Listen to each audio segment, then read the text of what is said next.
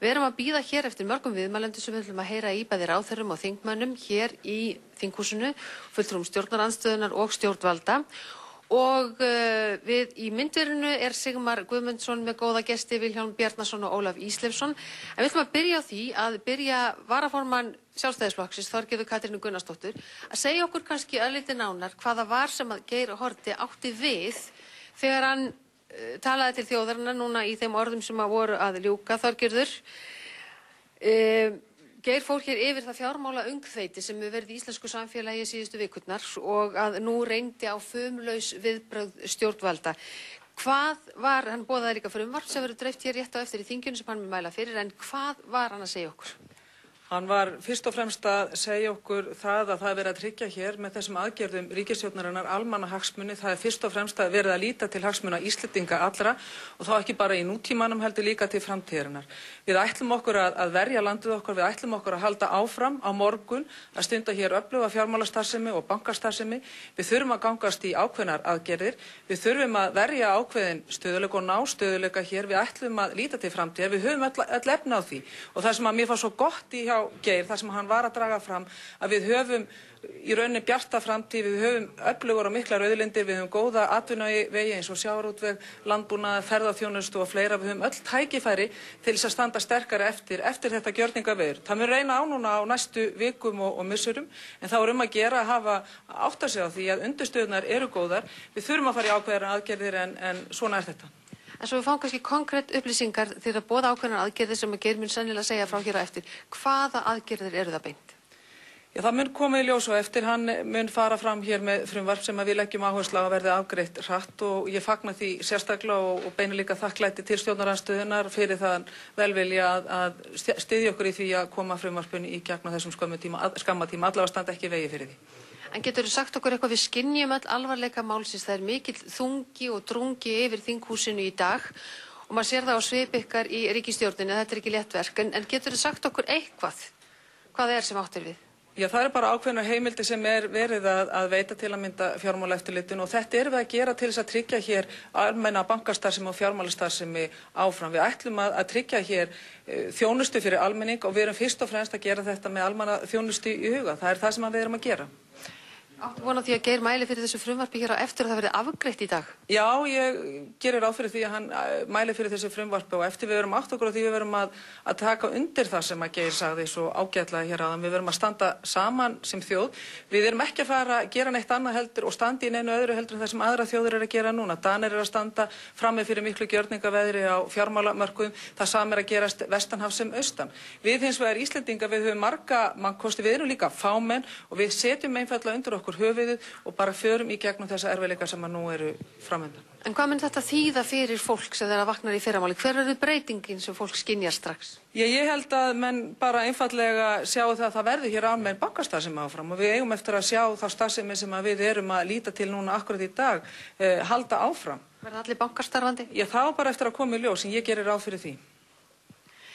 Var þetta eina leiðin sem að þið sáuð út úr þessum erfiðleikum?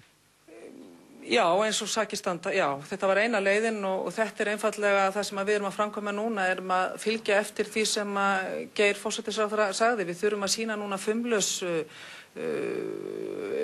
handviðbrögð og halda áfram í því sem við þurfum og ætlum okkur að gera. Það er að halda áfram með þessa stórkostlegu íslensku þjóð. En þetta frumvarp er auðvitað þungspor? Já, þau eru vissulega þungspor en ég held að þau séu algjörlega óhjákvæmileg og það er eitthvað sem allir menn í þessari stöðu átt að sjá. Þorgerður Katrín Gunnarsdóttir, varaformaður Sjálfstæðisflokksins, þakka þér kærlega fyrir þetta.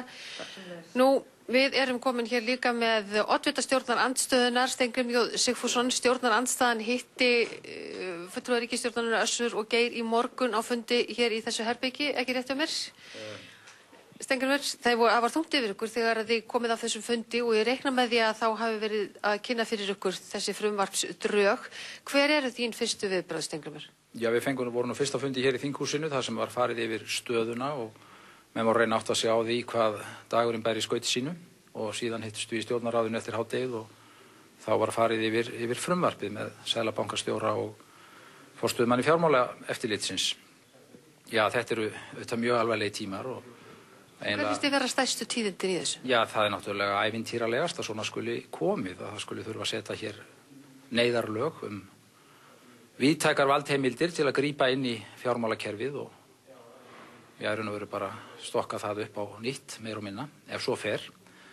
Nú frumvarpið þannig eðli sínu auðvitað, það heimildar frumvarp og síðan reynir á í hvaða mæli og til hvers menn beita heimildunum. Og hver eru stærstu heimildirnar? Já, þetta verður mjög víðtækar heimildir sem stjórnvöld fá til þess að bregðast við ástandinu. Það kemur í ljós þegar frumvarpið verður rætt hér á eftir og nú förum við upp í salinn og ræðum það. Við veitum að það er erfitt að ræða frumvarp sem ekki búið að leggja fram og því í rauninni megið ekki. En þú veist, Steingrímur, að fólkið heim í stofu sem búið að fylgjast með fréttum undanfarna daga, það bíður eftir fréttum hvað eigi að gera. Þær fréttir munu koma, annars vegar með þessu frumvarpi og síðan í framhaldinu í gegnum þær aðgerðir sem á þess grundvelli verður ráðist í. Og ég vil bara segja, það mjög mikilvægt að allir haldi ró sinni við þessar aðstæður. Það verið að gera það besta í þeirri þröngu og erfiðu stöðu sem málin eru komin í. Ég heldur verðum bara að trúa því og treysta að allir sé að reyna að gera sitt besta. En það ekki þannig að við eigum einhverja mjög góðra kosta völ, menn væri ekki að þessu annars. En sérðu fyrir þér að þetta frumvarp verði afgreitt sem lög frá Alþingi í dag? Já, það verður auðvitað bara komið í ljós en það ríður á að bregðast hratt við og þess vegna eru menn í stellingum til að vinna hér mjög hratt. Því að þó umdeilanlegt kunni að vera og allt orkar tvímælis þá gert reyndar sá málsáttur ekki nógu góður, hann ætti að vera allt orkar tvímælis þá gert eða ekki gert. Við stöndum kannski fyrst og fremst frammi fyrir því að ýmsir hlutir voru ekki framkvæmdir þegar það þurfti að gera þá. Þess vegna svona komið sem komið En eitt víst og það það að það má ekki dragast að grípa til aðgerða. Þess vegna mjög mikilvægt að þessu verði nú hraðað og síðan verða þeir sem bera hér pólitíska, lagalega og viðskiptalega og siðferðilega ábyrgð að axla hana. Og það mun ég segja hér á eftir upp í salnum. Að þetta mál mun draga langan slóða og það mikil vinna framundan að vinna úr þeim ósköpum sem nú eru að dynja á okkur. En í samanburðinu, Steingrímur, þú ert búin að sitja hérna á Alþingi í 25 ár síðan 1983, verið í ríkisstjórn og utan. Hvar þetta mál í röðinni? Þetta nú, held ég, ævintýrlegust sólarhringar sem maður hefur gengið í gegnum og ég vona og ég alveg viss að ég á ekki eftir að lendi öðru eins. Þannig að þetta geysilega stórt á mælikvarða stjórnmálasögu og sögu okkar í okkar viðskiptalífi og stjórnmálasögu. Og því sem komið þá eina mögulega útliðin? Já, það eru fáir aðrir kostir en að reyna að ráðast í hlutina eitthvað í þá veru sem þarna á að reyna að gera. Það sem þetta snýstum að verja þjóðarbúið sjálft, verja ríkissjóð, verja almenning, heimilin, innlán hér í landinu og viðskiptakerfi hér á Íslandi og skapa forsendur til að byggja upp á nýjan leik. Lágmarka skaðan. Við verðum bara einfaldlega að segja þetta snýstum að lágmarka tjónið og skaðan og taka sem minnsta áhættu fyrir hönd komandi kynslóða í landinu. Þannig að við slígumst hér ekki undan ofur byrðum einhverja óheyrilegra skulda sem að börnin okkar og barnabörnin þurfi þá að burðast með á bakinu vegna mistaka núlifandi kynslóðar. En úr því sem komið ertu bjartsýnn í dag? Já, ég það. Við, eins og ég sagði hér á 50. við höfum okkur í gegnum þetta saman. Og það ákaflega mikilvægt að menn standi þannig að verki en auðvitað ég bæði sár og reiður yfir því að til þessara hluta skuli hafa þurft að koma vegna þess að þess þurfti ekki og það var reynt að vara við þessum ósköpum, mikil ósköp og mér það mál nú nokkuð skylt. Mér finnst ég hafa verið að reyna að segja þetta aftur og aftur og aftur undanfarin 3-4 ár í hvað stemdi. Þannig að ég get ekki annað en verið sár inn í mér yfir því andvaraleysi sem búið að setja okkur í það stellingar sem við erum í núna. En þannig komið, það verður þá að hafa það og við erum að gera það besta í stöðunni og við leggjum allt okkar að mörkum til þess að hjálpa til. Ríkisstjórnin hefur að vísu ekki talið sig þurfa mikla hjálp fram að þessu en við sjáum til. Steingrímur J. Sigfússon, þakka þér kærlega fyrir þetta. Nú, við höldum áfram hér áður við skiptum upp í Efstaleiti. Hingað kominn Guðjón Arnar Kristjánsson, formaður Frjálslyndaflokksins, hann ætlar hérna með mig, og við ætlum líka að leita að viðbragða hans. Guðjón Arnar, þú hefur ekki verið í ríkisstjórninni þannig að þú berð ekki ábyrgðina eins og Steingrímur var að lýsa, en þú varst að fundi hérna í morgun líka. Hver eru þín fyrstu viðbrögð? Reyndar Geir Haarde sagði svo sem ekki mikið frá innihaldi þessa frumvarps í ávarpi sínu til þjóðarinnar, en sagði að nú reyndi mikið á fumlaus viðbrögð. Þú veist svolítið meira en við.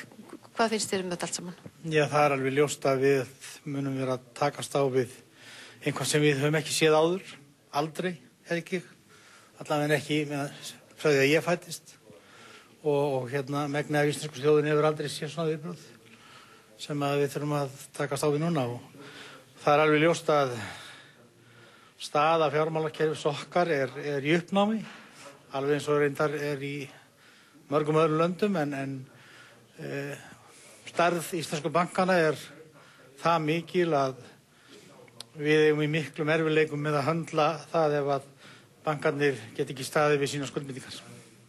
Hafið þið fengið viðbrögð stjórnvalda við Telekom ykkar að auka þorskkvótann?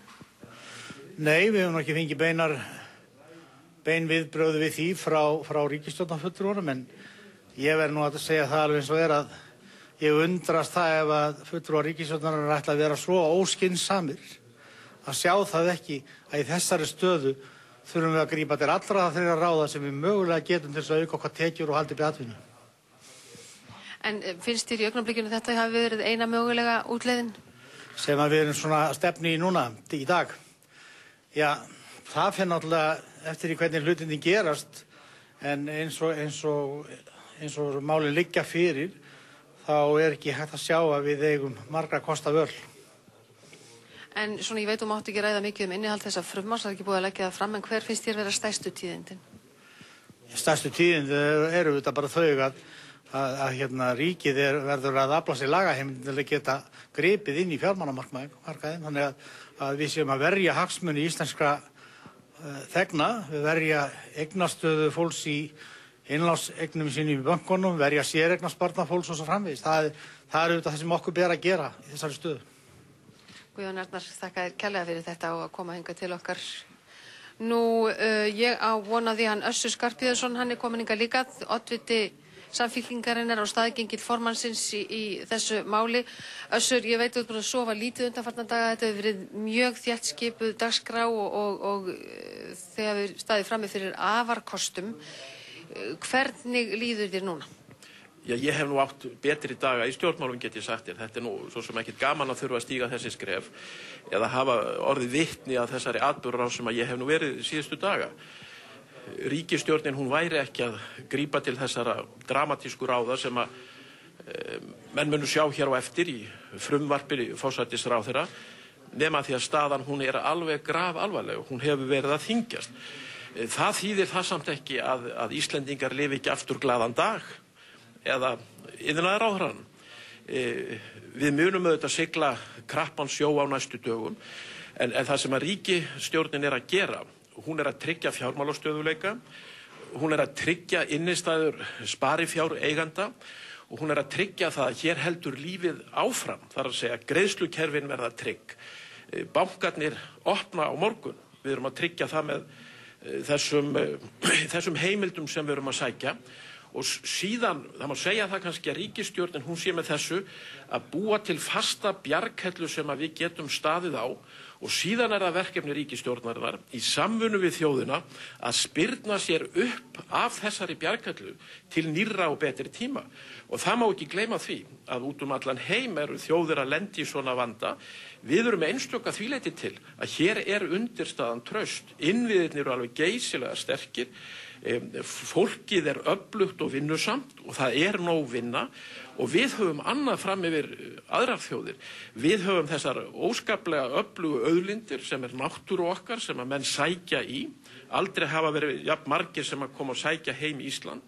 Við eigum þessar miklu auðlindir í hafinu og við eigum líka þessar miklu orkulindir sem eru eftirsóttari heldur en flest það sem að aðrar þjóðir hafa yfir að ráða.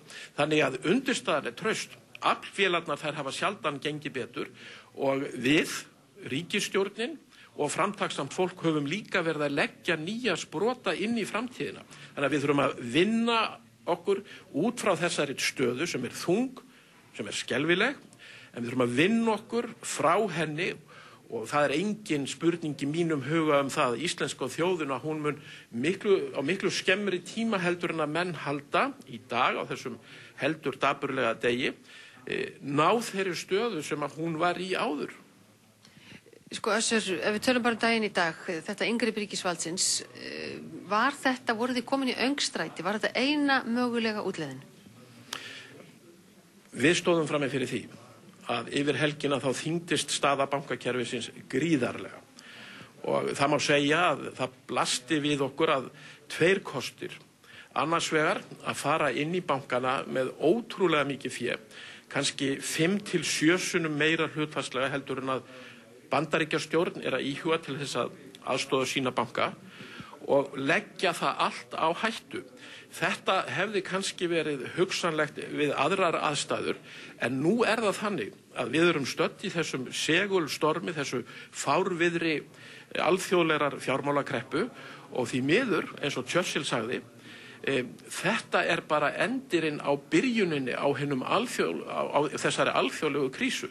Þannig að við þessar aðstæður, þegar alþjóðlegir ráðgjafar, sem við ræddum til dæmis við í alla nótt, lögðu fram það mat að það væri líklegt að heimslægðin myndi bara halda áfram að dýpka, að þá var það ekki verjandi af hálfu ríkisstjórnarinnar að ætla að hætta gríðarlegum upphæðum ef það hefði ekki gengið. Og margt benti til þess og reyndar öll þau rök sem við höfðum bentu til þess að það myndi sogast inn í þennan segulstorm.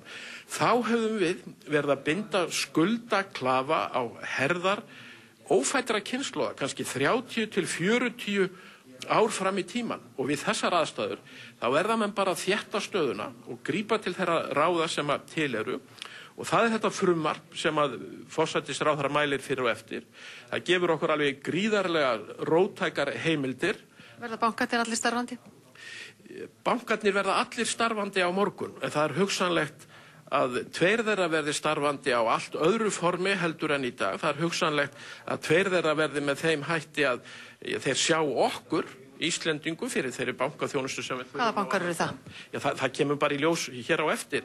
En því má heldur ekki gleyma að við erum með 3, við höfum verið með 3 banka og við höfum sterkan og öflugan banka sem að atvinnulífið að slá skjaldborgum og sem að auðvitað ríkisstjórnin gerir það sem hún getur innan skynsamlegra marka til þess að tryggja líf og þar eru líka menn að grípa til þess sem að menn hefur nú kannski átt að gera fyrir að selja eignir.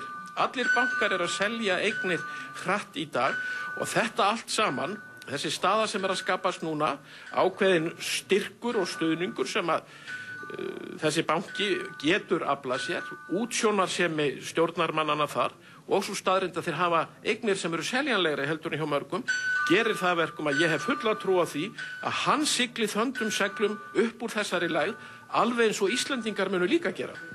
Össur Skarphéðinsson, takk kærlega fyrir þetta. Eins og heyra má hér bjallan sem dynur hér yfir, það þýðir það að þingfundur að hefjast, sem þýðir að Geir Haarde að fara að mæla fyrir því frumvarpi sem hér hefur verið rætt án þess að nánar hefur verið farið út í